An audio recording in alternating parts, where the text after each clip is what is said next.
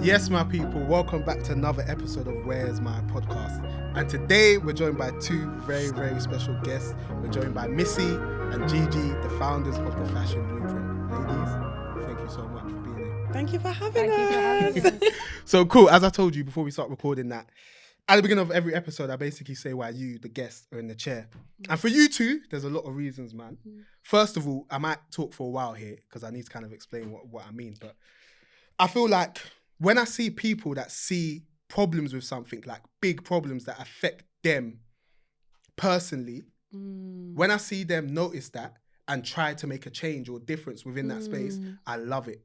And I relate to it so much. And it makes me respect and admire those people so much. And I feel like you two, with what you're building with the Fashion Blueprint, I've always respected that. And I really want to, the main reason for you two being here is to obviously get you to explain why, because I feel like we can really go into that. But more so what it's like running such an important institution, if you want to call it that, or platform, better way of putting it. But so that's probably the first reason. And I really like you two as people. Oh, you're so sweet.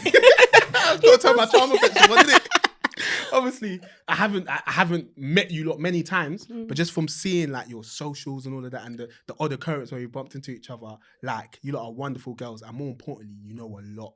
Like remember Giovanna when we bumped into each other at the event? How could this I forget? girl was lecturing me on sustainability. Hey, I'm like, yo, my preacher bag. hey, she was in her bag. I'm like, yo, like this needs to be on camera. Do you know what I'm saying? I feel like you guys have a lot of information, knowledge to give to people, and ultimately you want to give it to people. So of course you had to come on this platform and share the gems in it. So thank you guys for being here, man. Yeah. But as I also told you, the first question is always like, where are you guys from?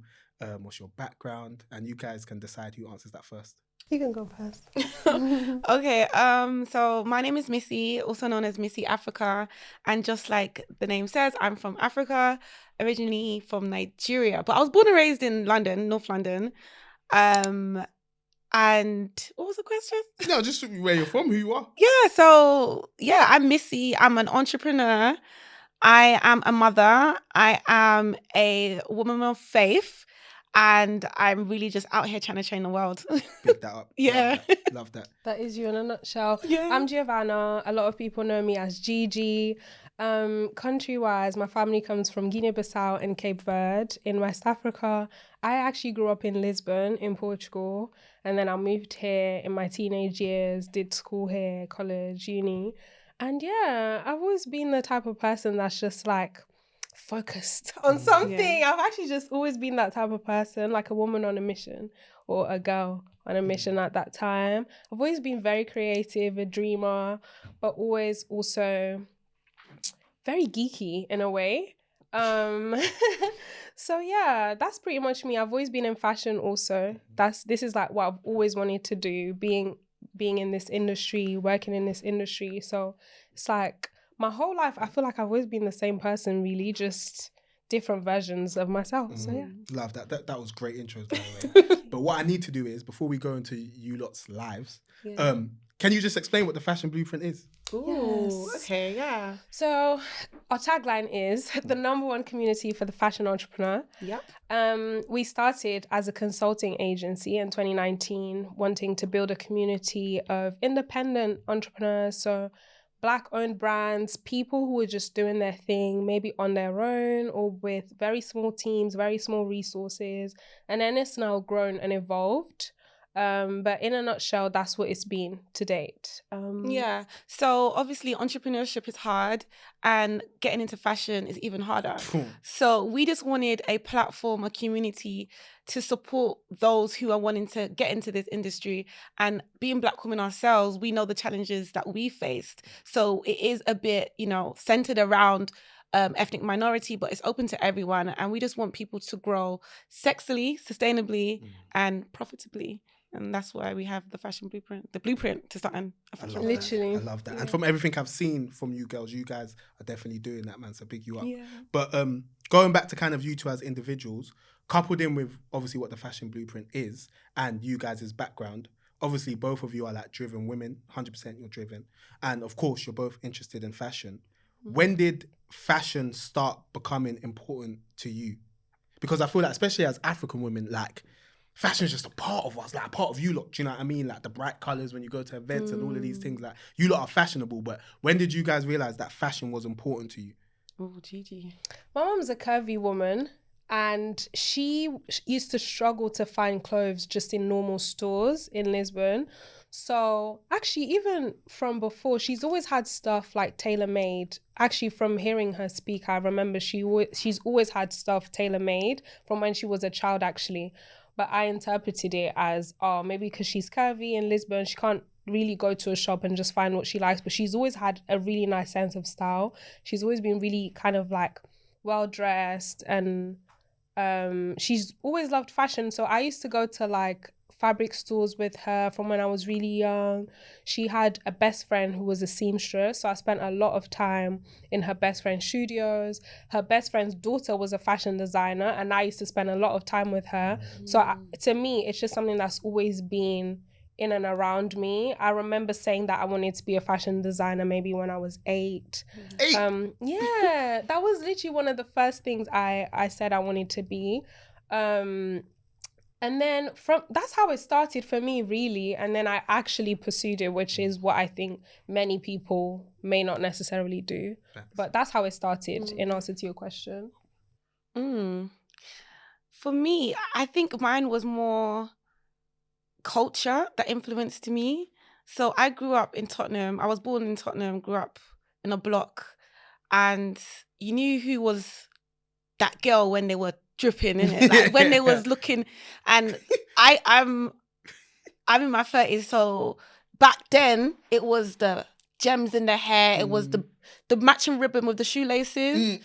But then I'm also African, and at home my mum dressed in African prints, so she wore a lot of ankara, she wore a lot of lace, and I really just loved the expression of it.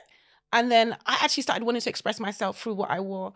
I actually started a brand of my own. Yeah, so I started my brand, Kiwi and Yam. And I just fell in love with expressing where I'm from through clothing without having to, use words. I just wanted to just use what I wore. Yeah.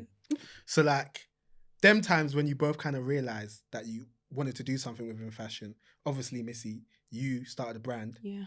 Gigi, we don't know what you did yet, but we're going to get to that.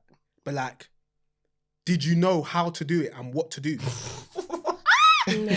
Ooh, no, not at all.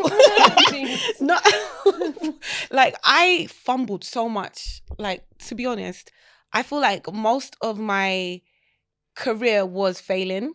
I failed so much, and I love it for me. Like, I love it for me because my learnings is what I'm passing on to my clients through business. Like, don't do that. Like, don't do that.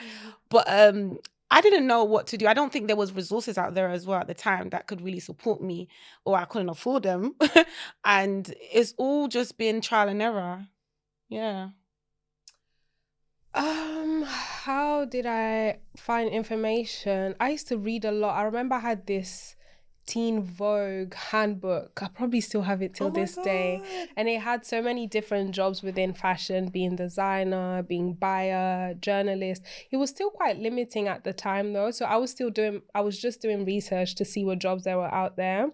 And as I grew older, I also moved away from wanting to be a fashion designer. I still wanted to be in fashion, but maybe more on the business side of it. I didn't know exactly what I wanted to do, but I just went for it anyway. When I went to uni, I did fashion management, which is quite broad.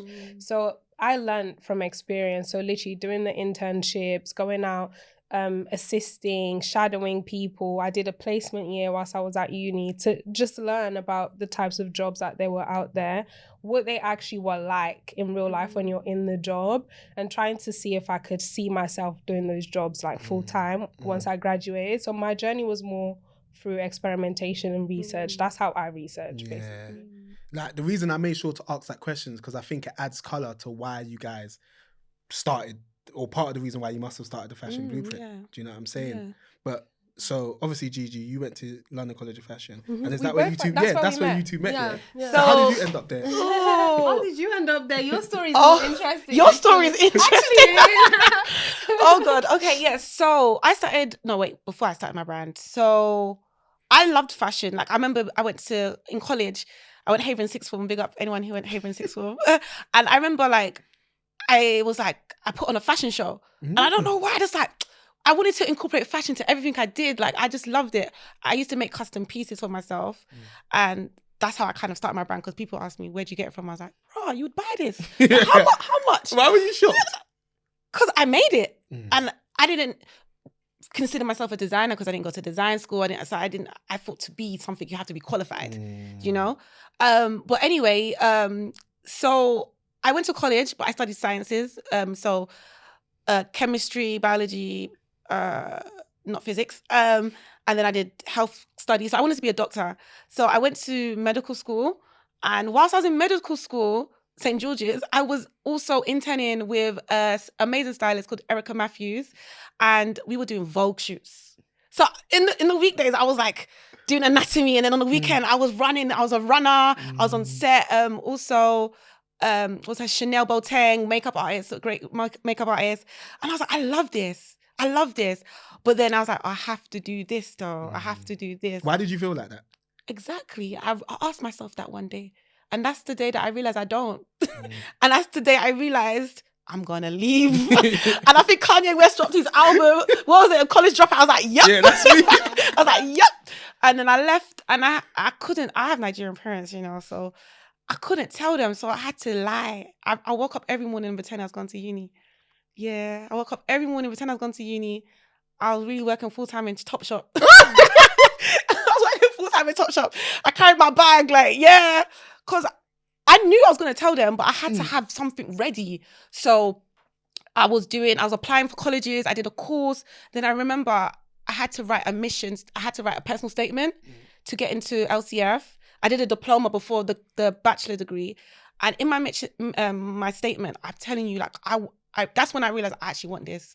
Because I was talking about Imran Ahmed. Like, I was in it. I was like, I just want to be in fashion. And I think they really just loved my passion. And then I got in there and I was there. And I was like, rah, We're going to get to that. I'm in London College of Fashion. We're going to get to that. Yeah. And Gigi, how did you end up there then? You unlocked a memory for me. I also did a fashion show when I was in secondary school. Yeah, I organised a cultural fashion show to raise funds for a refugee camp in Somalia. We're twins, by the way. If you don't know this about people, we're twins. I've clocked you lot have similar mannerisms. Do we? I didn't know that, but fairs, we spent a lot of time together. Yeah. So that kind of makes sense. But yeah, you unlocked that memory for me. But I was designing, sketching, and even from when I was young, I was like literally sewing things at home. So for me, it was just kind of like the next step, really. It was more a thing where I needed to just have the courage to pursue it because I didn't have enough information about where I would be or where that journey was going to take me. I didn't necessarily think I wanted to be a fashion designer, as I said. So it was like, okay, but what else? I know I want to be in fashion, but what else do I actually want to do? So in college, I did like really kind of like creative sort of subjects. I did photography, media, I did contemporary dance, I did Portuguese because that was just easy for me. And I did business studies as well. So it was still just kind of like going for things that are visual, creative, what I wanted to do. But then I actually do remember like being in Oxford Street and being like, hey, London College of Fashion, you know, John Prince's Street. That's like the main campus that everyone knows about. And I actually remember thinking, that's the uni I want to go to. I remember thinking that till this day. So yeah, when it came to like uni applications and UCAS and stuff, it was a no-brainer for me. That's what I wanted to do. I think I applied for other unis, but all of the courses were fashion related. That's just what I wanted to do. So yeah, I just went to uni. I actually didn't tell my family that I was going to do fashion. I told them I was doing business studies because that was... at London College of Fashion? Well, it's University of the Arts London. Oh, true.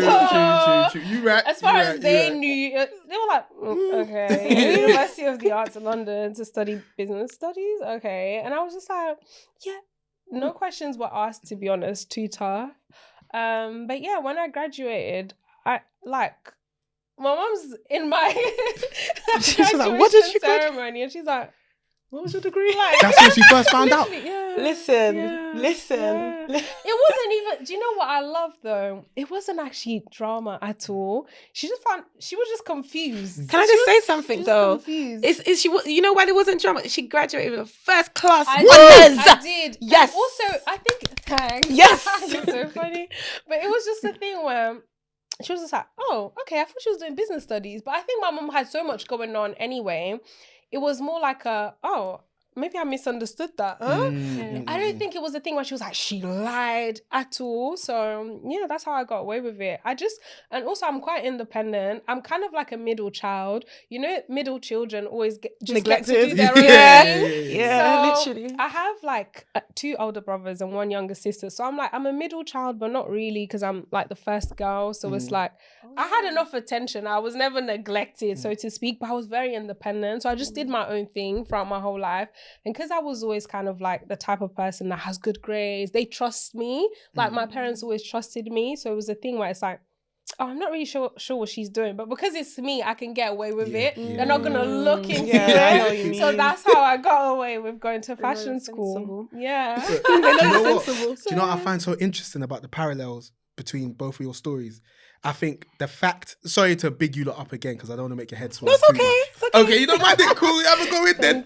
Because like, the fact that you two both had to lie to your parents about wanting to study fashion, I think is even more, it even shows how important your platform is even more because it goes to show that fashion needs to be demystified amongst our cultures, you know what I'm saying? Because there's certain types of people that can literally, their parents will encourage them to get into fashion or encourage them to get into the arts. But when you come from certain backgrounds, it's like you can't even tell your parents that this is what you're going to do. Literally. Yeah, it didn't seem viable at the time because now I think more parents will trust their children with more creative careers because they've seen other people do it and be successful at it. But I think where we grew up, maybe like in the 90s, early 2000s, it's like, who is making it in these creative industries that looks like us? And everyone in my family is from like very academic background. So it was just a thing where it's like, that's not what we do. Like we're all lawyers. So this is what you're going to be as well. So, but yeah, also I think it's quite deep. It's deep rooted because culturally, I feel like we're taught to survive and our parents want the best for us. And the way to survive is having a secure job, being financially free. And that comes with doing the traditional roles such as like, you know, law, medicine, whatever it is. And creativity isn't really something that's encouraged because they don't really see the end goal of it. And like Gigi said, who was the person that they can say, oh, yeah. And I think you just have to see one to be one. And there needed to be more. I think my parents, the only person they knew was Naomi Campbell. And they was like, you want to do modelling? Like, is it modelling like what to do? I'm pretty sure till this day, some people still think I'm a stylist or designer. When they hear, I'm pretty sure, like, especially like some family members, when they hear that I do fashion, they think I'm a designer. Or model or something. I'm just like, you just go with it. I don't care to explain too tough, to be honest. But I still think it exists, basically, is what I'm trying to say. Exactly, which we need to change. Yeah. You know what I'm saying? But my question is, so to young people that were in your positions where they wanted to study fashion, but they felt as though they couldn't because of their backgrounds or whatever, what advice would you give to them to deal with that crossroads? That's a good one. I would say to try it out anyway. Because it's like, if it's something that you know you want to do, just try it out because you might change your mind. Maybe you won't like it once you've seen the industry and seen what the jobs are about. But if you don't do it, then what happens is you're going to pursue something else and then think, oh, what if I'd done that? And always look at the life you didn't get to live. So it's just like, just try it out. Especially if you're young, you have nothing to lose. You have nothing to lose. You have your whole life ahead of you. Make mistakes. Follow your dreams, follow your passions, because it's like, what have you got to lose? You have time, which is what we all want. So I'm going to say something that people probably won't like because, you know, we're on a cost of living, we're in a recession.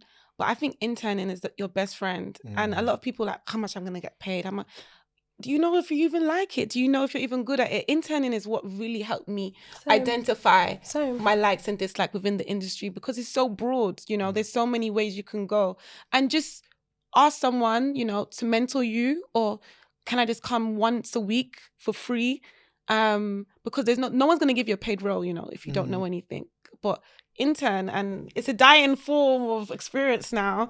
And it's a way to build relationships, I think, from young, because it's like people remember you. It's a very small industry, so even if you start out as an intern, years down the line, you might still come across those very same people. So it's like, if you were helpful to them, maybe in the future when you need something, you're like, oh, actually, I know this person, I know that person, and you can kind of like leverage your resources or your network, should I say. Yeah, and I think if someone was to ask me to intern unpaid, I'd be like, okay, but I'd be like, they're on it. They want this. They're hungry for this.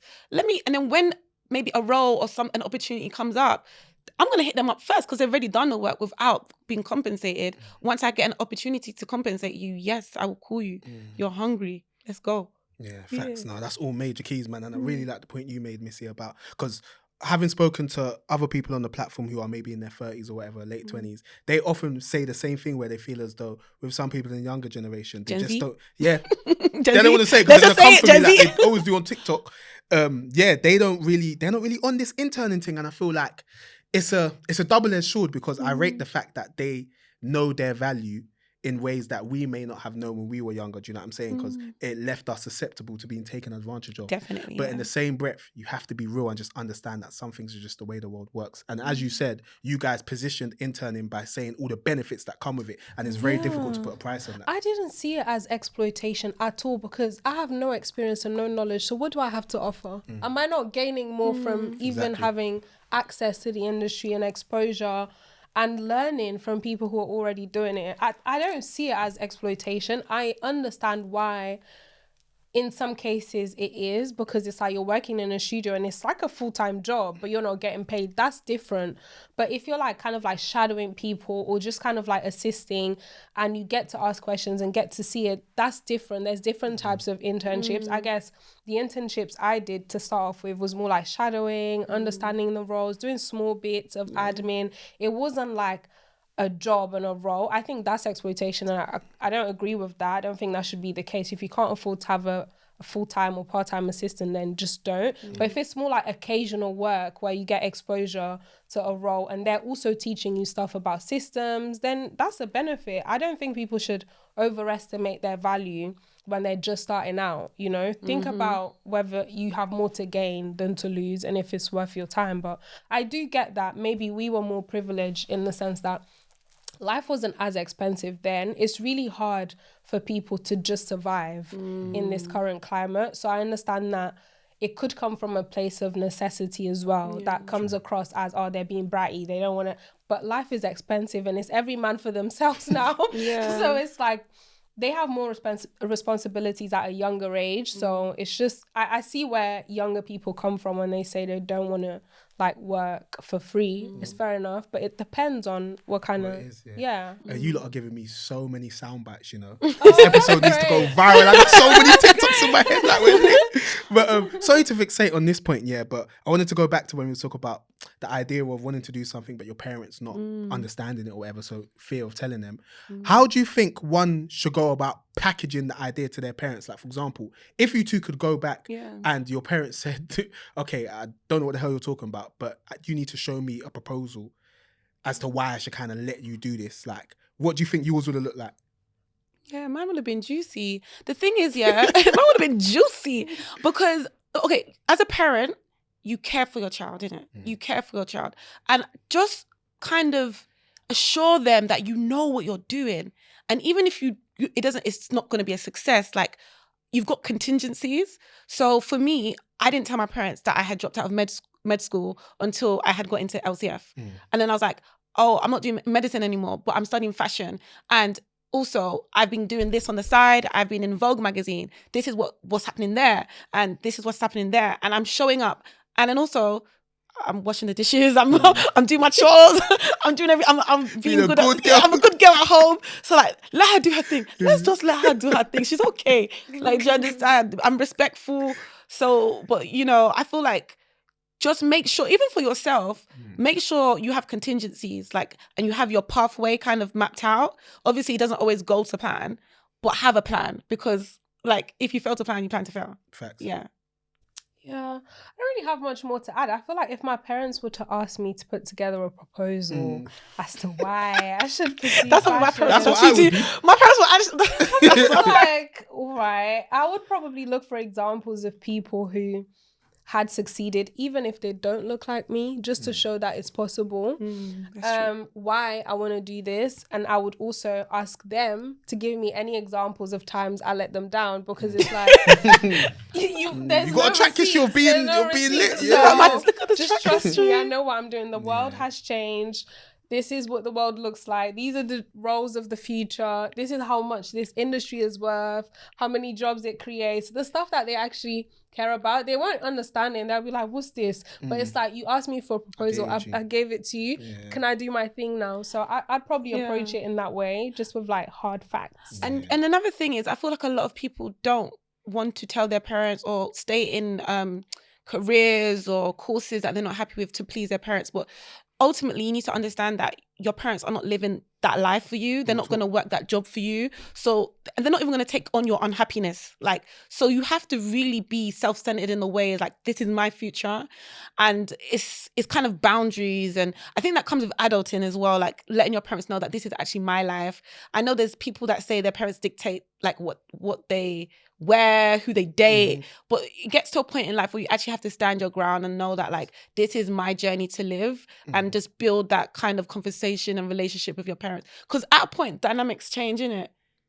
Yeah, especially when you're growing. And I really agree with the point you made about it's your life and they're not going to be there with you. When I wake up and go to work, if I'm miserable or not miserable, you're not there with me. They're not going to take my If I now get a role in investment banking and finance and I'm miserable and it gets really bad mentally speaking, your parents are not there with you. So, and it's like, also, when you leave the house every day, they actually wouldn't know. So it's just like, that's how... How would they know? So why do you care? You know How would they know? You only care about your own personal safety, but it's like, it's about you. It's not about me. Because whether I do finance or go to the hospital or go to the fashion studio, you're living your life every morning. Do you know what I mean? You're actually not aware of what my day-to-day is like. So just let me do my thing if this is what makes me happy.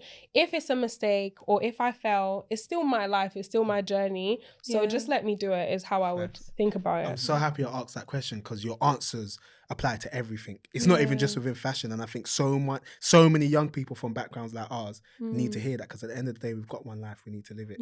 And Gigi, you said something that I think is a good segue to the next question I had in my head. You mentioned that if you had to give a proposal, what may have been difficult about it is the fact that you wouldn't have had many people that look like you to kind of show your parents. So therefore, it's harder for them to see a pathway. So now let's talk about your experience at LCF. This isn't me necessarily asking you to talk about the diversity and whatnot, but from the outside looking in, as somebody from where I'm from, it feels like the fashion industry is quite whitewashed. So what was it like when you guys ended up at London College of Fashion? At the time, there wasn't a lot of diversity. Now there is. I still go to LCF, not to study, just like to support with lectures and stuff like that. And now I see it. It's so diverse. There's a lot of men, there's a lot of women, there's a lot of people from every background. But at the time, I did feel like there weren't a lot of people. I'm pretty sure we were the only black girls for context, in our course. Gigi and I were the only black girls in our course. And how big was your course? Oh no, there was like someone 150 people. Yeah, apparently there was one more person. And you didn't never saw I them? don't have any recollection of this, but Missy remembers there was another being girl, one more person. But it was just basically me and Gigi. So it was like 150 people on our course, us and one more person, and yeah, I don't remember feeling out of place though, because I don't think that's different to anywhere else I go in society, if that makes sense. I didn't really grow up in environments that are very like black dominated. You know, I grew up in Europe, so it's like I was always one of few black people. So going to a uni that's not that diverse didn't change my experience. I was still there for me, but I understand where some people may feel more comfortable in environments where they're surrounded by people that look like them. But in my experience, it didn't make a difference. Did you feel like it made a difference? I felt so out of place. But not really because I guess because I'm black, but because I was from ends as well. So I was like talking the way I talk. Like Gigi knows, I don't code switch. I don't really have the energy for that. So I will come in and ask questions in the way I ask. I will speak in the way I speak. And then other people from maybe more profound backgrounds, and I'll just be so like, I don't know how to navigate this. How do I talk to them, build relationships with these people? They're talking about going to clubs I've never heard of, like Soho House. Like they're talking. I don't think even was a thing at the time, because it was like Dawson was still popping at the time. So we used to go to, oh my gosh, the Nest. I don't know if you've ever heard of it. What, but XOYO? Some of them. Yeah, some of them sometimes. was in maybe because the people I was trying to talk to were the ones that come with their parents owning factories. A lot of people on our course were like really high profile. Like I remember like Italian designers, kids were on our course.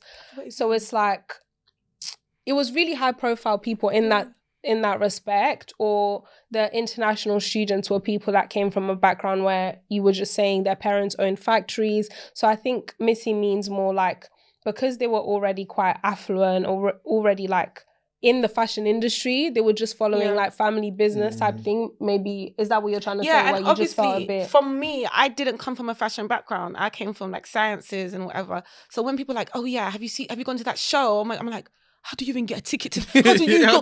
I'm like, and then like, obviously that was year one, year two. You grow in it. So after a while, I was doing Somerset House. We was doing all that. I was buying tickets, paid to go, and then blogging. But initially, it was a bit like, wow, this is a whole new world for me. Like I never knew the science of fashion, because we actually did BSc, right? Yeah, it was a BA at the time, but it became a BSc. Yeah, so there's a lot of detail that comes in the industry, and I felt like from the outside you just think it's blanket, and as I got deeper and understanding the intricacies of what I'm learning, it was just like, yeah, this is much, but we made it. Definitely did. Yeah. So what was it like when, so obviously I know why you two met, like, not to say you were forced to meet, but like you're gonna gravitate towards No, we spoke once and we were kind of... No, the real story. So our course was 4 years. I think I met you in year 3. We didn't speak to the last year. What? We did not speak to the last year. Typical black girl fashion. Oh, come on, girls. I swear, the thing is, God's timing is everything. I feel like it wasn't because we were consciously avoiding each other. We weren't. Uni is a thing where, especially uni in London, everyone just does their own thing. True. If I'm sat next to someone or we have a project together, they're just the people you end up speaking to. And I don't feel like, say, once the lecture's over, I'm not looking out for people that are doing the same course as me. I'll just go and sit down and chill. If I see someone, we'll start speaking. And we didn't like organically gravitate towards each other until the final year. But then all it took was just like one conversation, and then we started hanging out every day. Like we'd be in the library doing shifts in the library together. Then we went to concerts together outside, and then we started to build a relationship from that. It was quite funny. So we didn't speak at all, and then it was just like house on fire, gone like a house on fire. And when you two met, because obviously I've gotten to know you two more just from this conversation, as I said, I can see that you two are both driven women. You're both very passionate about stuff as well. I can tell you care about your communities. Like, what were the sort of commonalities you noticed about each other when you first met? I think, do you know what was funny? I think you and I were both connected to the music industry at the time. I don't even think we bonded over fashion, because we both knew a lot of like artists. Missy was doing Kiwi and Yam and styling. Oh yeah, true. At the time, I used to like model, so I knew a lot of artists. And I think that was more what we kind of like had as a connector at the time, because we'd go to the same festivals and stuff like that. But at the same time, because we were in uni, we bonded more over coursework more than anything else. Listen, Gigi got her first, so you know why I was up in her business. You already know why I was strategic. Like I was like in the like, what? Did you understand that lecture? Like, yeah, what was that? I swear. That's so funny. But yeah, no. So that's cool. What made us kind of like start building a friendship from there, and then we just stayed in touch. But it was more of a thing where I feel like being in business together actually made us become more like friends, because we had a relationship from uni, but it's one of those ones where once you graduate, it's like, oh, we should meet up. But you only really see each other maybe once a year, or you bump into each other like at events. It's different. But then going into business together, I feel like made us become a lot closer because we speak every day. And sometimes when you go through stuff, you still have a business to run, but it's like you have to be honest. We have a very like open and honest relationship with each other where it's like we're humans and we acknowledge that.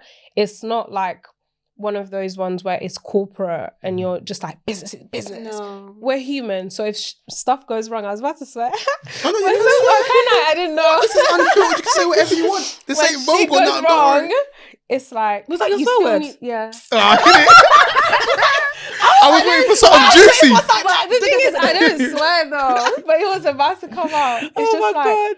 yeah, when shit goes wrong, we have to lean on each other and be honest and be like, do you know what, this is happening in my personal life. I don't even know how to deal with it. Listen. And so much has happened in Gigi our has seen me personal lives. cry. whilst we're in When business. I tell you cry, I have bawled. I've been through so much. We've both been through so much.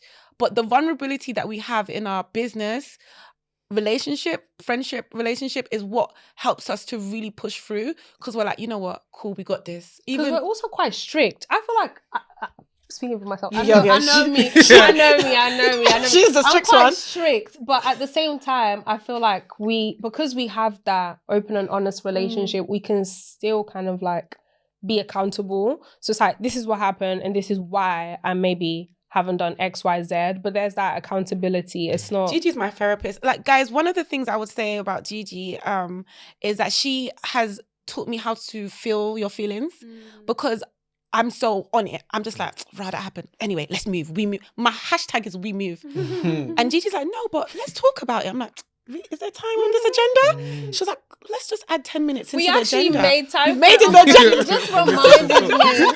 We used to have a thing, a section. We need to stop We this. used to have this like segment in our meeting agenda structure, which was just, how are you? Yeah. And it's like, you get it all out. And then we get into business. And then when we had like our monthly reviews, we had this thing called review and revise, which is like, if she pissed me off that month or if I pissed her off that month, it's like, you can say it here. And then it's like, we have a plan of action and then we move on. Do you know what I mean? And I think that's really healthy, because a lot of business relationships go wrong because we have different ways of working. Yeah. And it's like, when you come into business with someone else, you have to compromise some aspects of your work ethic, just because it's like, it can't be your way or the highway. It has to be, this is how I do things. And then that person tells you how they do things. And then you kind of see which way of doing things is more applicable to the situation you're in. So, because we're equal, we don't have titles, so to speak, in our business, which I think is where sometimes a lot of the resentment kind of like comes from, if we're being honest. We don't even have a CEO, right? We don't have a CEO. We don't. And we the way we see it is, one day maybe we will hire a CEO, but for now it's like we both do what we're best at, but we're equal in our business relationship. And I think that makes a huge difference. I'm so grateful you two went into this, because I'm learning from it myself. Obviously, Rash, Gabs and I, we run things together. And I think when you're starting things with people, sometimes, and this is like to the listeners as well, like if they want to start a brand or something and they're looking for somebody to work with, often you can look at people for just their skill set rather than the fact that they're a human being and their characteristics, you know what I'm saying? And I think that's what becomes important in the long term, because you two are both talented individuals. You're amazing at what you do. But let's say you didn't get along as people, then the fashion blueprint wouldn't be what it is. Yeah. It's bad for business. If you don't like the character of the person that you're working with, it's not good and it's not gonna last. Yeah, a lot of Rash, do you like me? He loves you, man. Sometimes. When you remember his birthday, Yeah, he remembers now. Yeah. But sorry, I was gonna say, what was my question? Business. Cool. So obviously we went into speaking about the business, but we haven't even spoke about how the business started. So now we got to go back. So when was the birth of the fashion blueprint? What were the conversations that happened So before? quick. Canning Town. Literally. Canning Town. It was so funny. Do you know what? But you tell your version of events and I'll tell my version of events. But yeah. So obviously I've been through it with my brand Kiwi and Yam, because I felt like I was doing well. Like I was doing well. I had it was internationally recognized. I was sending out orders to Australia. Celebrities, influencers were wearing the brand. But I felt it was still so difficult for me to build it, to scale. And then I just had a brainwave of like, why the hell is this so difficult? Maybe we should do something. And I felt who should I call? Like, who's the person? Gigi didn't even let me finish my sentence. She's like, yep. And then we got Gigi. Do you know what you did to me? You're like, you know, should we shake hands? You know, this is legally binding. I watch too much movies. So funny. She's like, okay, you know, this is legally binding. I was like, okay, yeah. No, but she was so with it, and oh my God, Gigi was what was needed to make this happen, because I am very much in the clouds a lot of the time, but Gigi had this structure. Because I spent my 20s more so in entrepreneurship rather than, I did work for a few organizations, but it was mostly doing my own thing. Gigi came with structure, even the whole, compatibility thing. Before Gigi was like, I want to do this with you, but So let's take a personality test first. Say. She made me take a personality test. Do you do that one? She made me take, she said, because I need to know if we're alive. I said, let's go, mama. Let's go. And you passed the test, thank God. It wasn't about passing the test. It was more about knowing what kind of person you are to see if it's compatible with the type of person I am and how we could complement each other. But it worked out really well. It actually worked out really well. But my version of events was, I had already been in the industry for a few years, and I wanted to go into something that was broader, because typically what happens is you may have like a small role within a really big organization. And I had been working for really big businesses. Like I had worked for Burberry, Selfridges, and then LV. And it was like, you feel limited within those companies, because it's like they're really huge companies and they have a lot going on for themselves, but you have your one small role and that's all. And your progression depends on somebody else, and it depends on politics. It's nothing to do, well, I can't say it's nothing to do, but it's less to do with your ability than it is to do with the environment you're in and the relationships you have within that environment. So I wanted to go into consultancy, and at the time I thought I wanted to work for companies like WGSN, like the trend forecasting company. So that's kind of like the route I was going to take. But then I remember I went to the second stage of the interview to become a consultant at WGSN, and they said that the position had been put on hold. And I didn't even know what that was. I had to go and Google it. And it was just like, what does that mean? I didn't know. But it said that sometimes they no longer have the budget, or it's whatever. Doesn't matter. But then I remember Misi called me and she was like, I wanna have a meeting. And something in me was just like, just go. Because she didn't actually give me a lot of background. You just said, should we meet up? Something in me was just like, just go and find out. And then we had one conversation, and because we were both on the same page, it's just like, okay, we're here at uni together. And we go our separate ways, and then we come back, and it's like, we came back at a stage where we were on the same page. So it wasn't hard. It wasn't a difficult conversation. It was just like, oh my gosh, I know people need this. People are always asking me for help because I'm in fashion, and they're like, oh, you must know this. You must know that. Can you help me with this? Can you help me with that? And I'm like, you know, I paid £9,000 a year for this knowledge that I have. I had to do my time. I worked for free. I worked in the industry. And it's like, yes, I can help you, but at the same time, like, I need to get paid for the work that I do. Honestly, like for me, with Kiwi and Yam, obviously, no one knew who, I wasn't really put my face out there when I was running it.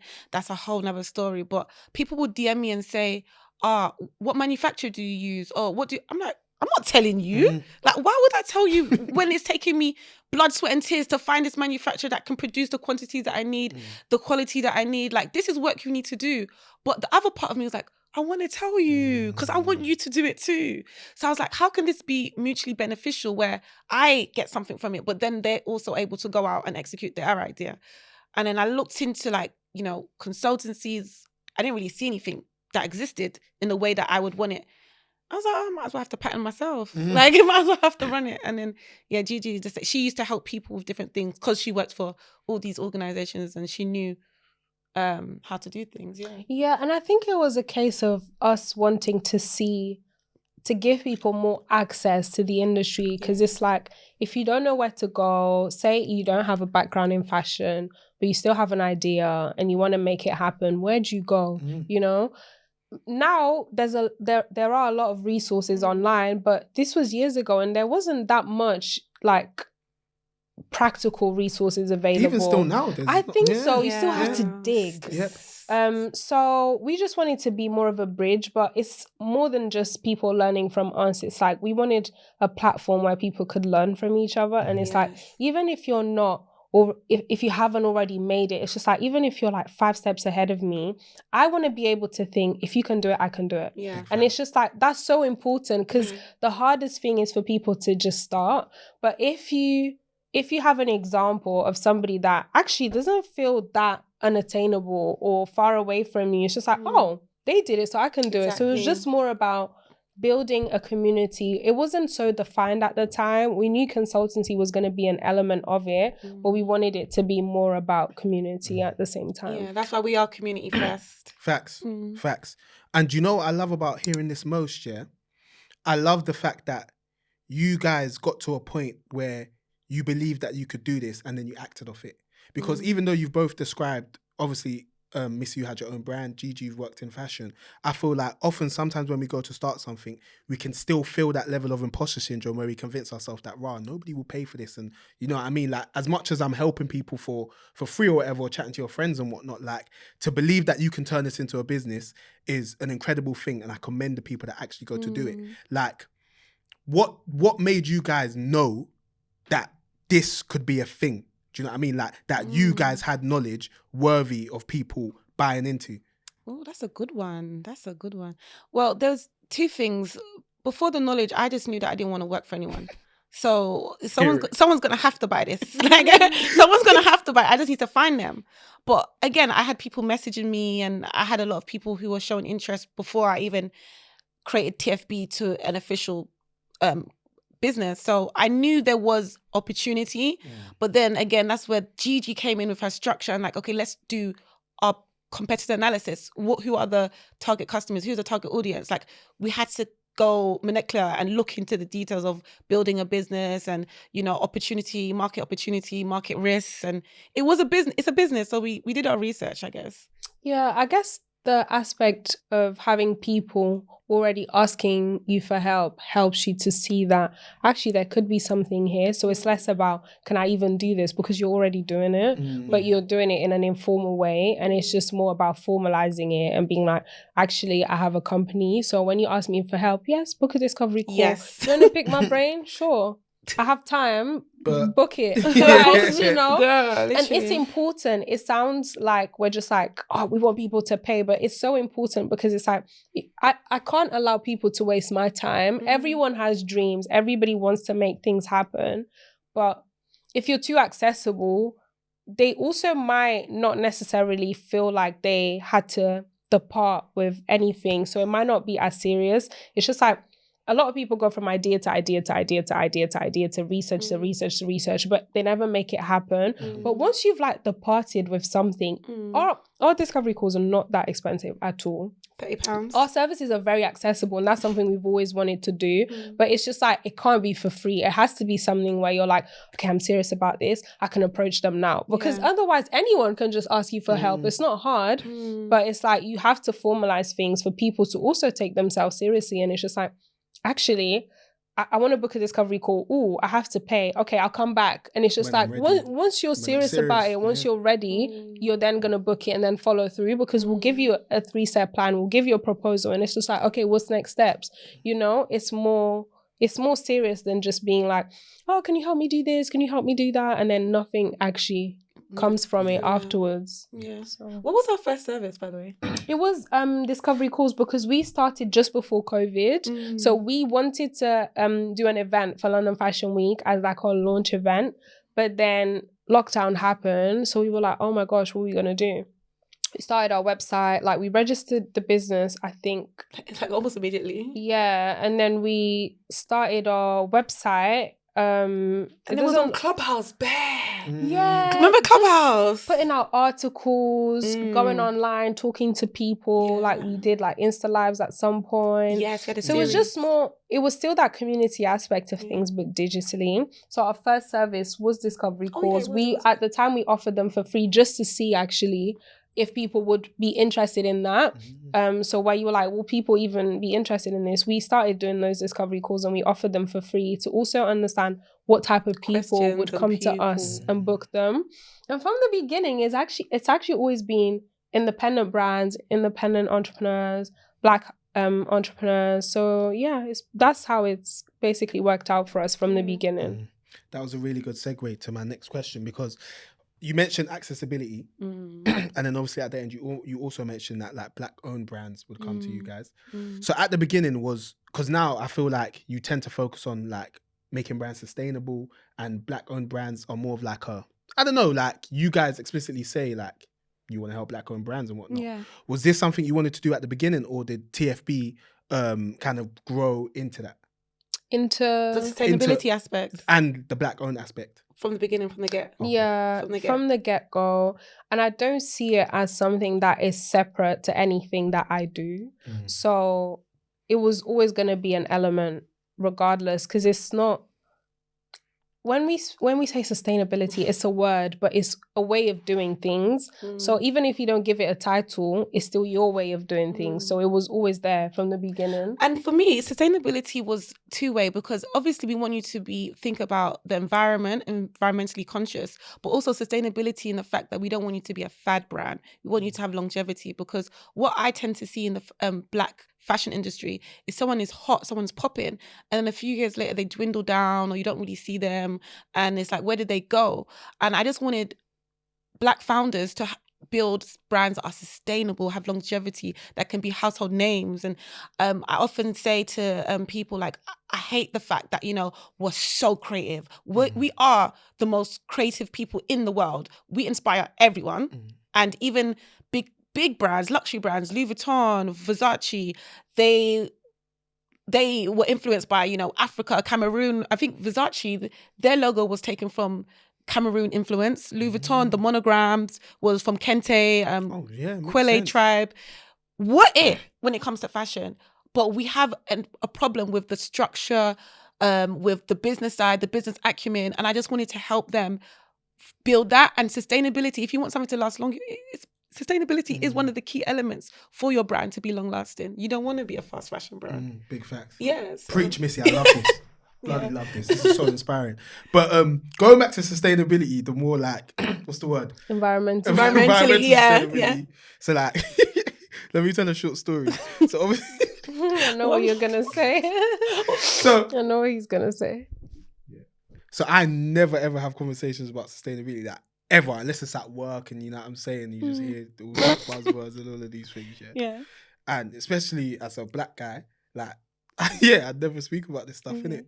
So I must have went to an event and I see Gigi there. I knew he was going to tell the story. Obviously, me and Gigi get to chatting naturally. Cool, having a great chat. And then obviously we get to the point of sustainability.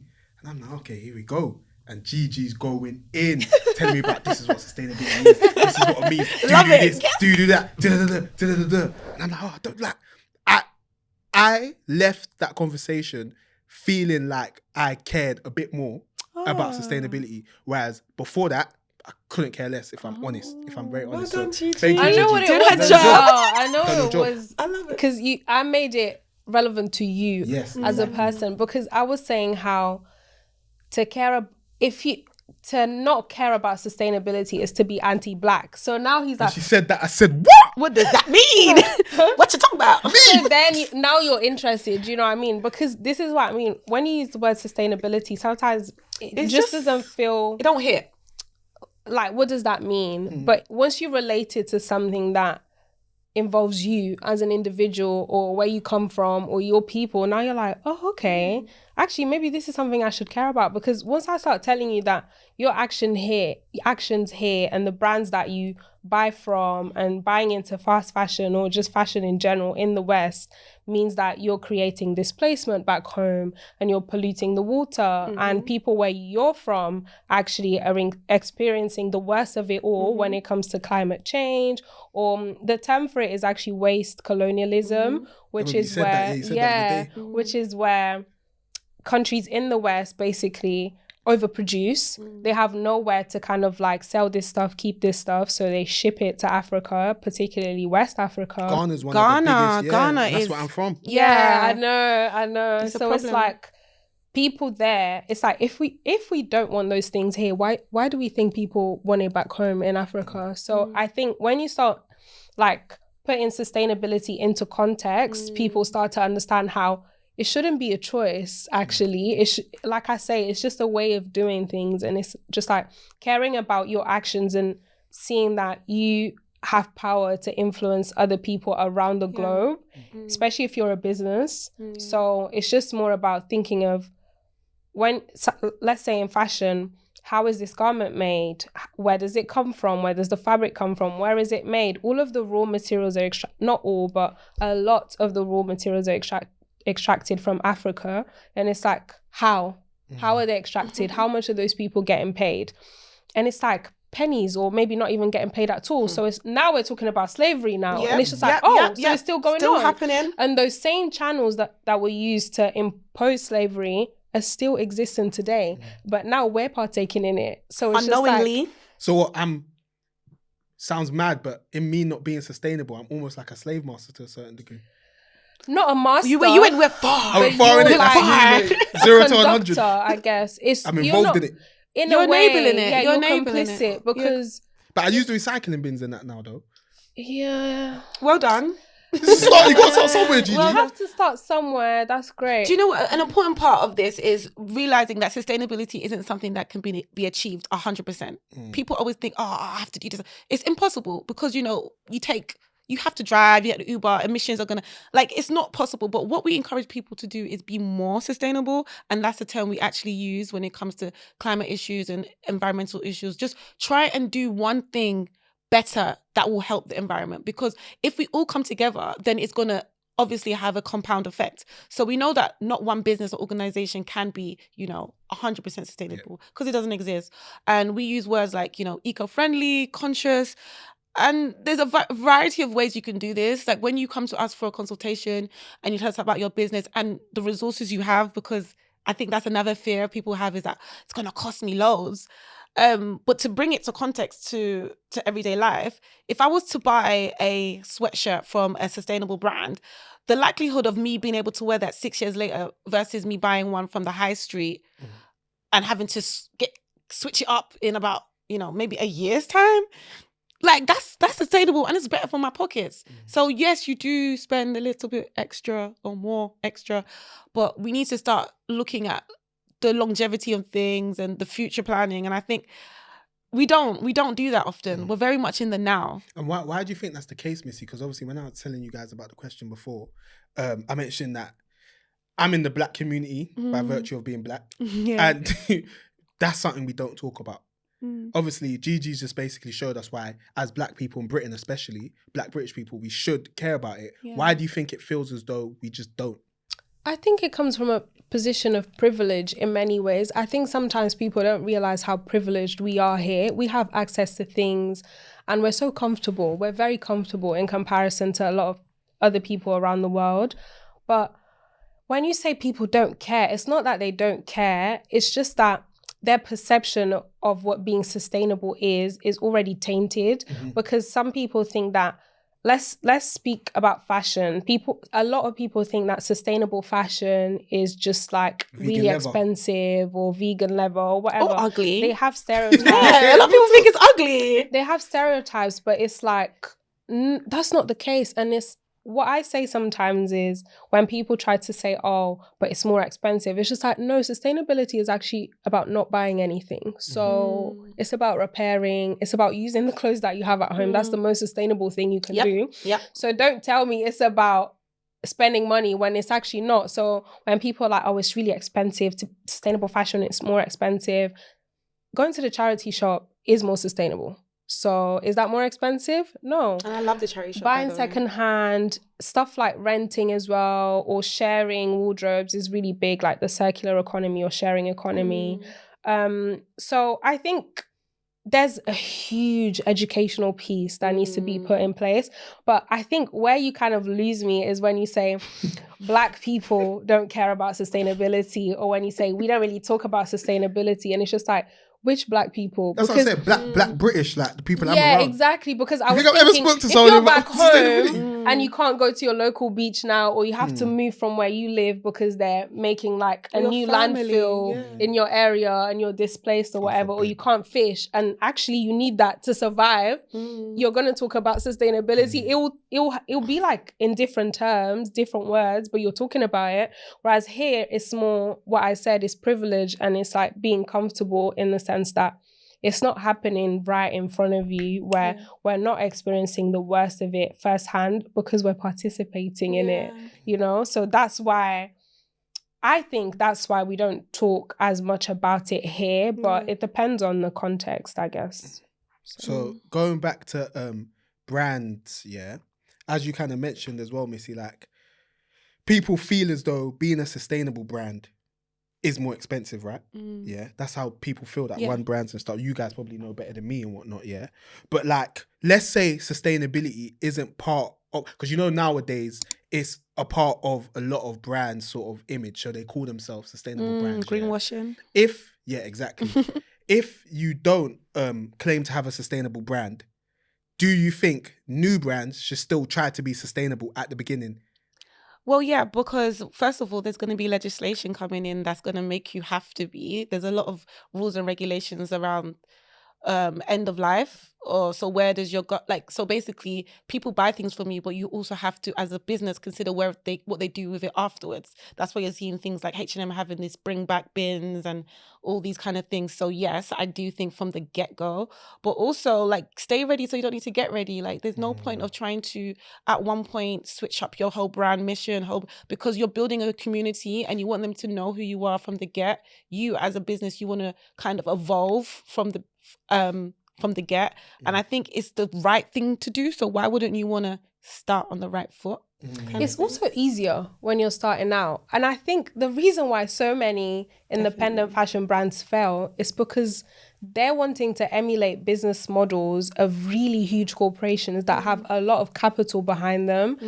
But fast fashion, one, it's not normal. Also, it's not really something you should want to emulate as a startup. And it's easier to be slow fashion when you're starting out, actually. And it's easier to source materials that are more precious. It will allow you to maybe charge more for your products. Because if you think that the fast fashion brands are your competitors, you're already losing out. Let me tell you that. Because they can copy your ideas in seconds, get it to stores quicker or to their websites quicker, and make it cheaper.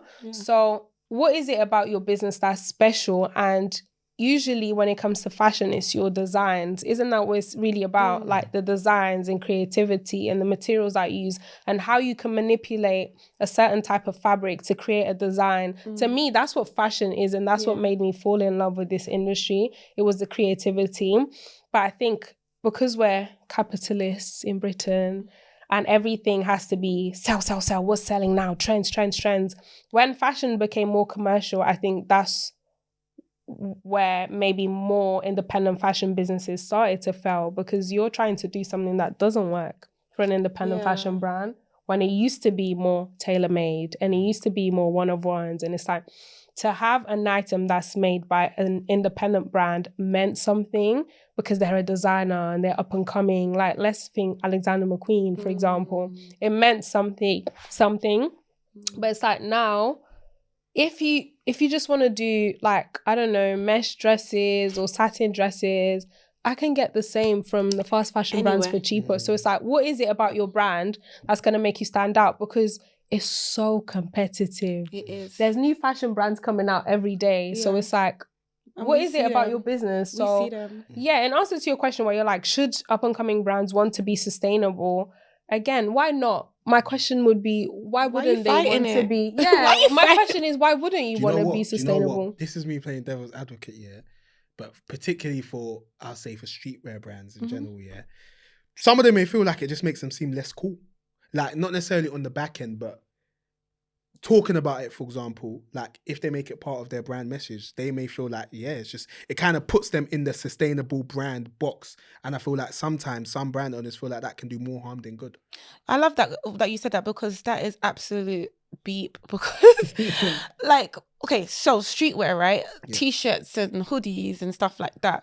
How many units are you trying to produce at a time to push? First of all, you're gonna have so much dead stock, and this is something Gigi and I are fighting against, because we started manufacturing now, and we have zero or no minimum order quantities, and we do get streetwear brands. And the thing is, so what Gigi said, different models, we allow people to have, you know, what am I saying? So people can actually produce on demand. And isn't that like what drops are? Like, say if you have a drop and you know you only have like 50 pieces, not a lot of manufacturers are allowing you to do that, because they want you to have that, you know, unsustainable model, buy in bulk and large quantities. So really and truly, those limited drops that you hear them streetwear people, that's actually sustainable. That's actually, but you don't, depends on how they're angling it, I guess. If you're trying to say that they're talking about maybe the cotton fibers and stuff like that, and then maybe, I think what it is that sometimes it comes under marketing, like their consumer might not really care about that. So that's maybe not the angle they want to lead with or whatever. But in terms of being sustainable, that should always from the get be a part of your business. Yeah. I wouldn't care if it's cool or not. It's just your way of doing things. You don't have to shout about everything that you do, same way maybe those brands don't anyway. It's more about the type of person and the celebrities wearing it. So, and also, the fact, like with the limited drops and no minimum order quantity stuff, it's better for your pockets. Honestly, it's better for your pockets. And being sustainable in the long run is better for your pockets as a brand owner. So I think people just need to do their research. Like Gigi said, there's a whole educational piece on this. And I think people need to be more intentional about trying to find out this information rather than just hearsay and everything, because it's better for you. Yeah, no, honestly, you guys did really well on this, by the way. I know Gigi came ready to say all of this stuff. No, not even. Gigi eats, breathes and sleeps this. What you saying? I know, Gigi. it's mad. It's actually mad. Have you been to Gigi's house? It's not even like I sat there and I was like, this is what I'm going to tell him. I'm going to make sure he knows. No, we didn't even, it wasn't like that. But you know, it's like back to the point you were making, Missy, about obviously people need to be educated on this. That's why I made sure to ask these questions because, like, from after speaking to Gigi that day, like, I've realized how important sustainability is. And these brand owners need to know that. And you guys, just from the 10 minutes you spoke about, even less, you demystified a lot. Yeah. Because you demystified it to me, who got a masterclass from Gigi. So imagine people book a masterclass of Gigi, guys, if you want to find Imagine the people that don't know nothing. They're like, oh, like, damn, like, my drops are sustainable. You get me? So big up you lot on that. But to wrap up, like, cool. So we've had our little sustainability joust. Now let's go back to talking about TFP. Yeah. Like, what have been the most challenging things about trying to build such a community? Ooh. I don't think that was on the question list, you know. No, it wasn't. And I'm trying to think that I don't think building the community was challenging at all. I think that was the easiest part. I think the hardest part is actually building the foundations of the business behind that, because it's easy to build a community, throw events, have a social media presence. People will gravitate towards whatever you're creating and putting out there. But I think we work for this business full time, so it's like that is the most challenging part, where you're actually building a business that needs to make money and generate revenue and sustain itself and grow into something. To me, I think that's been the most challenging part, especially where I had moved on from full-time employment. So I was in the industry working for luxury brands. Then I was in full-time employment as well as running the fashion blueprint. So that transition, I think, was the most challenging thing for me. What about you? So again, I don't really feel like the community aspect was so bad, because we have an amazing community. Like, I love meeting them at our events and stuff. But the most challenging part was the business side of things, just because there's so many moving parts. So we need to make sure we're on top of this, the client facing things. And then we need to make sure we're on the back end. Then we need to manage our investor relations and like, you know what I mean? So there's so many things, and I had to switch real quick. So today we're business heavy, and then the next day it's this, we're outside, and then the next day is this. And it's like, how am I actually supposed to do all of this at the same time? Wear so many different hats. But what we've been told and what we've learned is that you just have to do it. You just have to do it. Yeah. No, you lot are super people, man. Like, because I can tell you do it well. Oh, like, thank obviously, you. I've been to one of your events. I do need to go to Passion. Yes. I can't wait. I can't wait. I'll send you a special invitation. Oh, please. Definitely. I don't need no VIP or nothing. Yeah. But obviously, like I said at the beginning of the call, from what you guys do, your experience within fashion, you've built up a huge amount of expertise. And sorry, because I'm going to kind of ask you guys to give like sort of free consultation. Let's go. I can give you £30 This is what we do. Let's go. This is actually what we do. Let's go. Obviously, we speak about branding all the time, and that's one of the main things we try to speak about on this channel. Like, it's a big question, but what would you say are the core components of successful fashion brands? Like, what ties them all in together? Ooh, I love this. Gigi, you should got her thinking face on. I have my thinking face on because I think it's different things for different brands. And I think you have to find out for yourself, in the sense where everything you think you're creating probably already exists in some way, shape or form. So every time somebody chooses to buy from your fashion brand, they're choosing you for a reason. And is it that they associate your brand with a certain type of people? Is it because your designs are kind of like trendy and cool? Or is it because they're quite unique actually? And your target customer wants to be the only person in the room that knows about that brand. So I think the thing that makes your brand successful is something that you need to find out for yourself by, one, testing the market. So it's like testing your design ideas, testing your type of brand, putting it out there, who's buying it. And it's like, okay, one person has bought this. Can I make 2 people, 3 people, 40 people buy it? And that's data by actually testing the market. I think the more you test it, the more you learn. And it's like you get to a stage where maybe you have a best-selling product and you make it after years of trying to put stuff out, or after collections that maybe didn't resonate as much, because it's creative stuff. You're putting something out that was maybe in your head, and it's like, how are people going to respond to this? You know? So I think the thing that makes you successful is just keep doing the research by testing, putting stuff out there, seeing what people gravitate towards, and also marketing.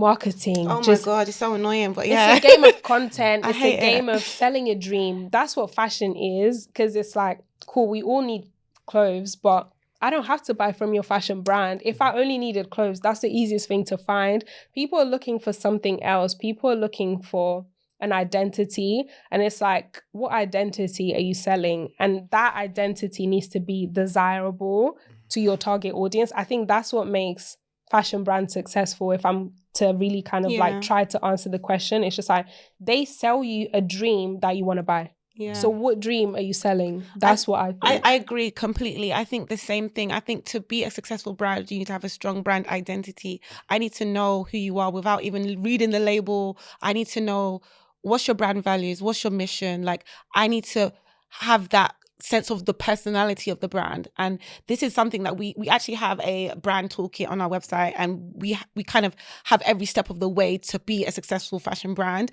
And it is looking at the details, like, what do I stand for?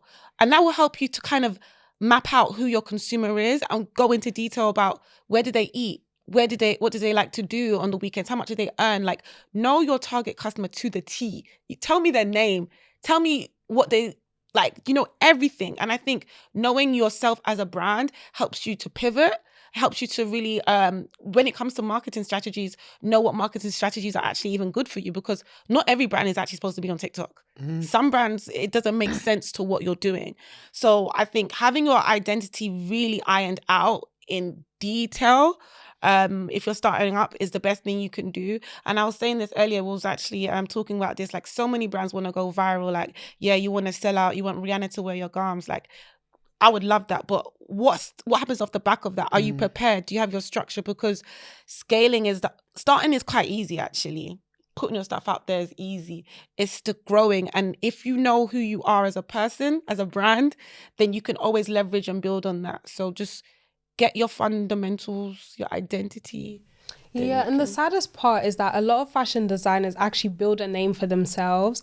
But when you look into their business, they're actually not making money, because they have a lot of viral moments and they build up a reputation.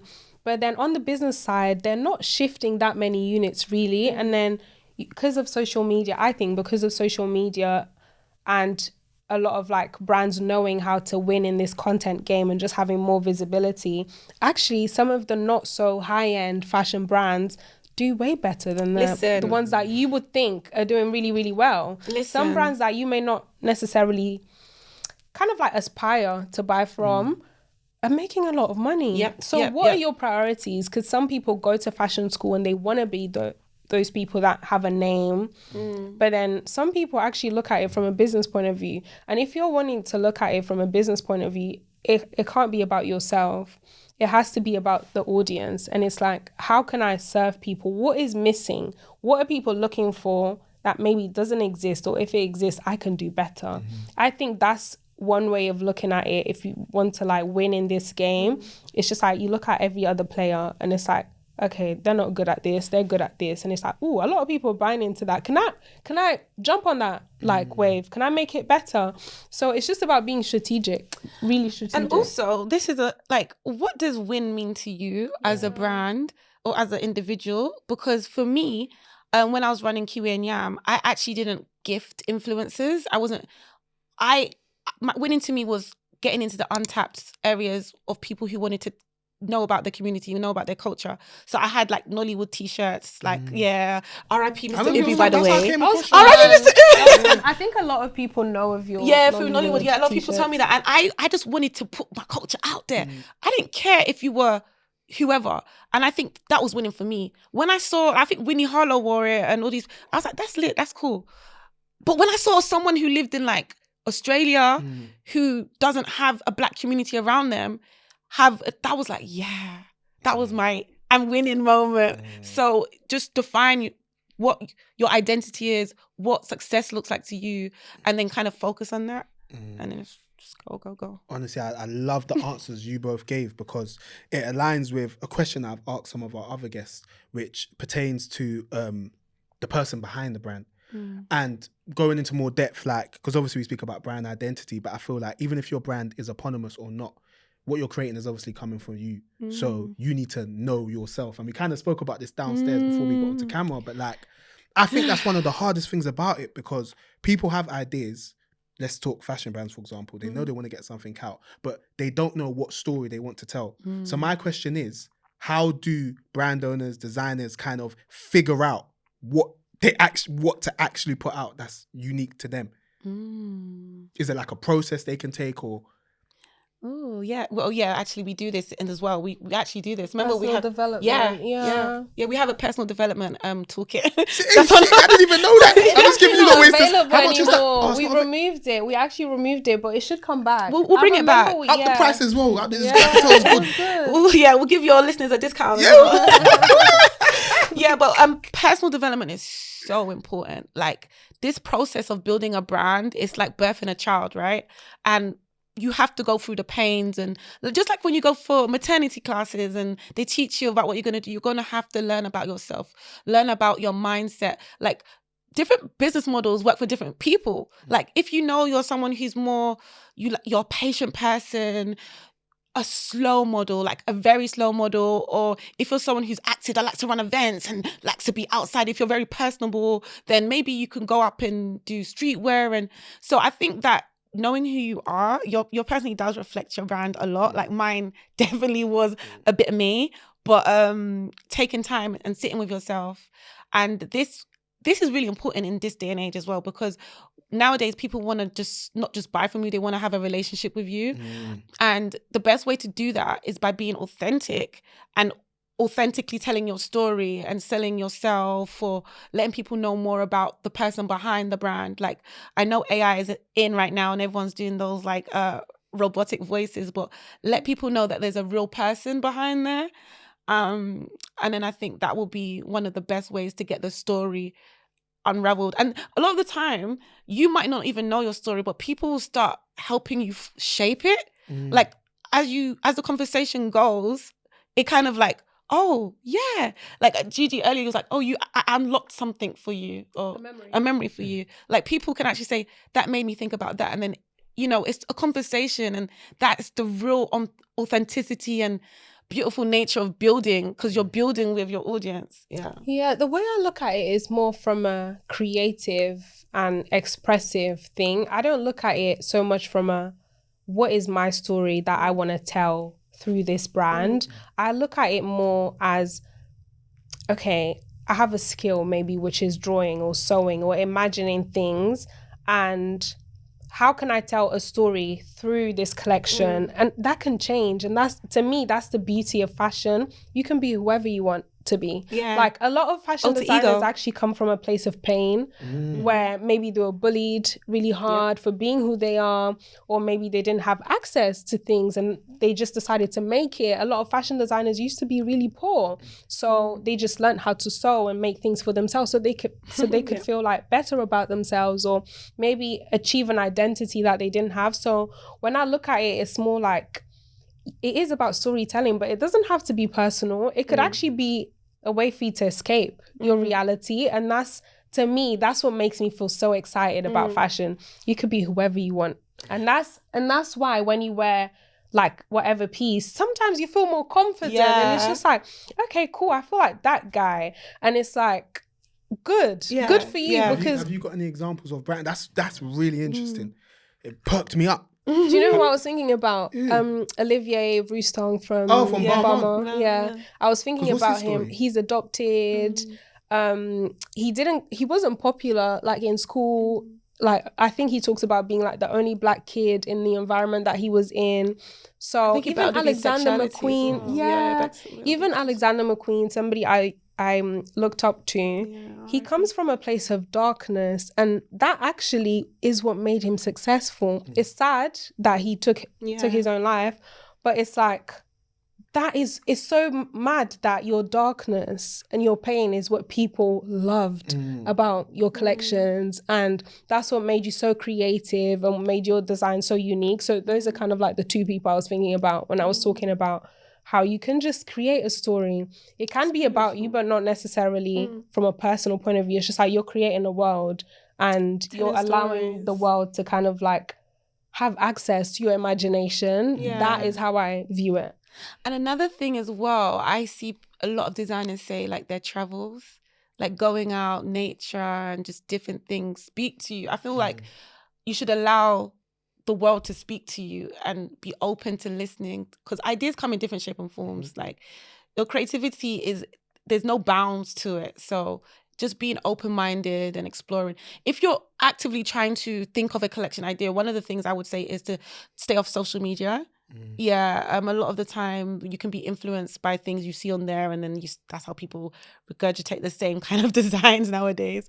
But just be free flowing, let your mind flow. Maybe drink some tea. Some Chinese tea. Some Chinese tea. I'm gonna live that down. That's a private joke.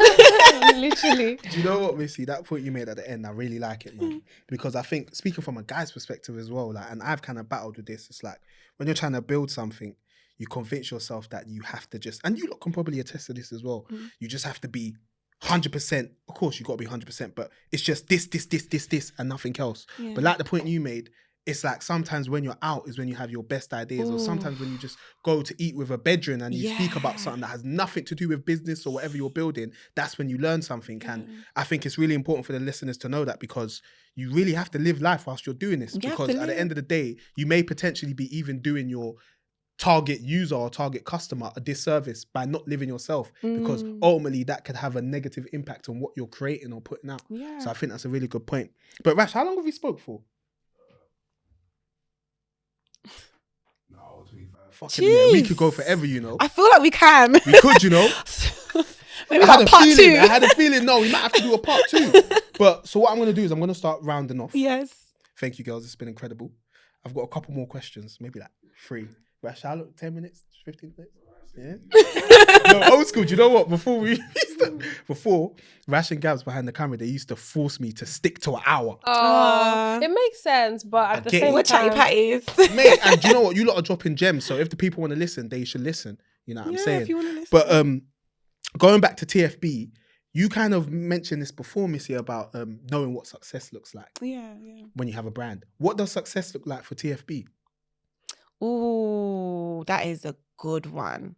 I think me and Gigi want to do so much in terms of changing the industry from the inside out. We have real big plans. And we just want to like break the barrier. We want to break the barrier to access the industry. That is success to me. When I can see people or meet people who tell me, you know, I came from this background, non-fashion related, and I've managed to build a brand. That is success to me. And I think if they're able to do it sustainably, of course, that's double ticks on my list. Yeah.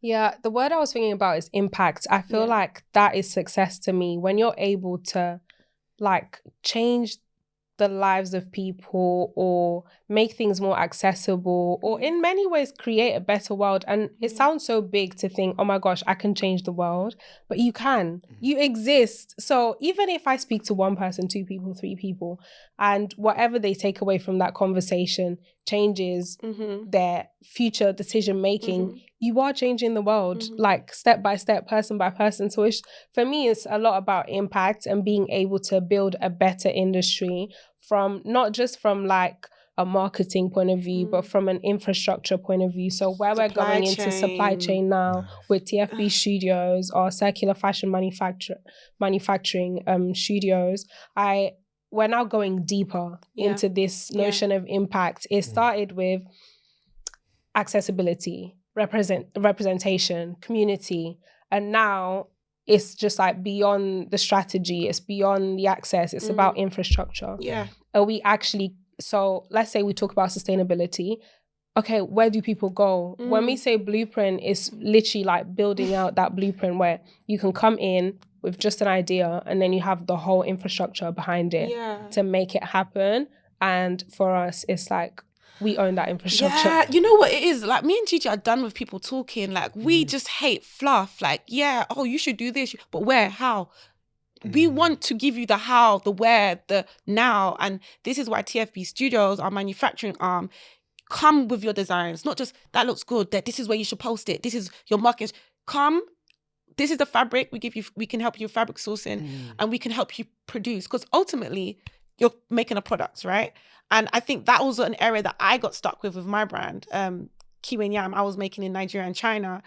And when Brexit and COVID and everything happened, it was a bit of a massive setback, actually. And just being able to help people. A lot of our clients tell us, I like the fact I can just pop up on you lot. I can talk to you. And we love it too. And we're trying to build something, like Gigi was saying, infrastructure level, something that's way bigger than us. And impacts, impact. This answer. Do you know what I love most about this answer? It's the fact that from your answer, you showed that it's important to just start something because the growth kind of just happens. Like when you guys started this, I'm sure as much as you had ideas of what you were going to do, there's certain things that you're doing now or plan to do that when you first started this 5 odd years ago, you had no clue you were going to do this. Clue. And I think that's so important to the listeners, whether they're starting a fashion brand or whatever they're starting, mate, just put the shit out there because it kind of, if you're putting the work in, it's going to grow. You know what I'm saying? It's going to crystallize into different things. So big up you guys on the answer, man. But my second to last question is, in the near future, obviously I know you guys do passion to page here, as obviously I got my VIP. So I'm going to be at the next one. But yeah, what can we expect in the near future from the Fashion Blueprint? Ooh. I think we're focusing a lot on TFB Studios at the moment, where the consultancy side of things will still operate, but more as a function of TFB Studios. So TFB Studios is where we see the most kind of like possibility to create change. So we also realize that with consultancy, a lot of people don't think they need help, you know, to be honest. And it's just also about beyond the strategy, because there are a lot of kind of like resources available online, people think they can bypass that step and they want to go straight into making. And with the way that the world is going, we need to be urgent in accelerating like a more sustainable industry and obviously a more sustainable world as well. So we're just kind of like going deeper into TFB Studios, creating change there, even like at a policy level. So when it comes to consultancy, it's less about doing consultancy for independent fashion brands, but also actually creating change from like a government perspective and working with the policy makers in creating that change. Because it's like, we've been in the industry, we know what's happening. We work with independent fashion brands, so we know what they need. We know. And to pave the way for them, we have to be where the power structures are, and that's one, capital, two, law, like legislation. So I think where we're going now is more really, you know, hanging out with the big boys. We wanna bumper. Like really, it's about daring to actually create change and not just talking about it and preaching about it, but it's just like going into those spaces and standing up for what you stand for. And it's just like, this is the community I represent. This is what they need, and we want to make it happen. How do we make it happen? So do you know what? If two people had sat in front of me and said what you just said, if they were two different people, I may have been like, but because it's you two, I'm like, that's exactly what you need to do. And you're going to do it. Because forget the fact you have the knowledge, but the way you girls are passionate about what you're doing, you're limitless. So I'm honestly so excited. I ain't got any links in government, but if I do, if I get some. Is anyone listening? It's your father's Dangote. Exactly. Like, honestly, like, this episode has been fantastic. And I'm so happy Thanks for having us. I've enjoyed chatting with you. Thank you. I've enjoyed this. Finally, no, I'm joking, but thank you. Thank you for having us. It was great. No, like, I'm happy that the people listening and your listeners are going to get to know you two even better. Yeah, do you know what I mean? True. Because I think when they see that passion, they're going to be like, wow, like, I need to buy into what these lot are doing. Because it's so uplifting and inspiring and energizing. I can't lie, early doors I was tired, but after speaking to you, trust me, it's been a long day. To do something. You know what I'm saying? Like, I'm energized, honestly. But I've got one more question, and we ask this to all of our guests. If you could give one piece of advice to anybody that wants to enter the fashion industry, what would it be? Mine is simple. Just start. Oh, you stole mine. Which one? I was thinking about that. We're twins. Like, you go first. We're twins. Yeah, just start. Book a consultation. Literally, I think just start because no one has all the answers. Everyone's journey is very, very different, and it's like you learn as you do. So also, actually, I know I'm going to change mine, but it's related. Go ahead. Just allow yourself to fail. Just allow yourself to fail. Give yourself permission to fail. Just experiment. Put things out there. If it doesn't work in the way that you envisioned it to, keep going. Keep going. Find out what else you can do. But once you've started, that's how you can then get on that journey. You can't get on that journey if you haven't started. So that's my piece of advice. Hey, Missy's a saleswoman, you know. The amount of times this girl's dropped in the products. No, you need to go on the printers or something. You win. I swear. I'm the preachy. She's like the conversion. It's a nice balance. The thing is, it's because it's real. Like, these are things that I have a business, I have a fashion brand, and I'm telling you, all the resources we make, everything that we do, everything we say is because I needed it. And now I'm making it available to people who may need it. And I will never sell you a dream. I'm a woman of my word. And me and Gigi we're trying to really, really make things happen for Black people, because I want us to win. Like, there's no point winning alone. It's dead. Real talk. It's dead being in VIP by yourself. I'm gonna finish a bottle of champs by myself. So funny. You might as well come Don't worry, we'll join you, Missy. We'll join you. You join me, come join me. Yeah. But honestly, girls, thank you so much. Thank you. Thanks for having That us. was I'm so happy. Fantastic. Oh. The way we end every episode, I just basically need you guys to look in the camera, tell them where they can find you. You don't necessarily have to give your personal Instagrams, but it may be a way to lead to business as well. Okay. So you guys take turns. You felt the need to say that, Missy, because it's about business. You know what I mean? Hey, my name is Missy Africa, and you can find me at Missy Africa on Instagram and everywhere else. And you can also follow me on the Fashion Blueprint. And I'm Giovanna. No, I don't want to do this. What about LinkedIn? What about LinkedIn though? I don't know why. You never know who's watching. Well, if you go on Instagram, on my bio, you can just find everything on there. So I've got the links to everything. Good. Yeah. Okay, so there we go. Why am I overthinking this? I don't know why. Anyways. Okay, cool. I'm Giovanna, also known as Gigi, and you can find me on Instagram, TikTok, LinkedIn, every social media network as Giovanna Vieira Co, which is my full name. I'm sure it will be linked somewhere, or the Fashion Blueprint, thefashionblueprint.co.uk. Perfect.